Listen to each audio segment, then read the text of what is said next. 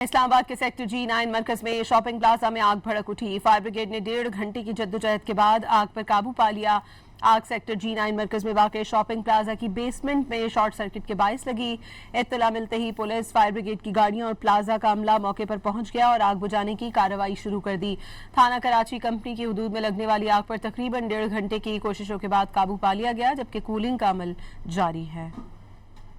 इस्लामाबाद के sector G9 मरकज में shopping plaza में आग भड़क उठी। फायर ब्रिगेड ने 1.5 घंटे की जद्दोजहद के बाद आग पर काबू पा लिया। आग सेक्टर G9 मरकज में वाक़ शॉपिंग प्लाजा की बेसमेंट में शॉर्ट सर्किट के बाइस लगी।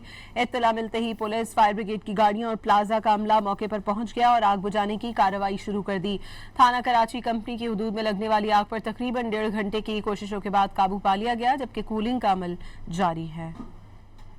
इस्लामाबाद के सेक्टर G9 मरकज में शॉपिंग प्लाजा में आग भड़क उठी। फायर ब्रिगेड ने 1.5 घंटे की जद्दोजहद के बाद आग पर काबू पा लिया।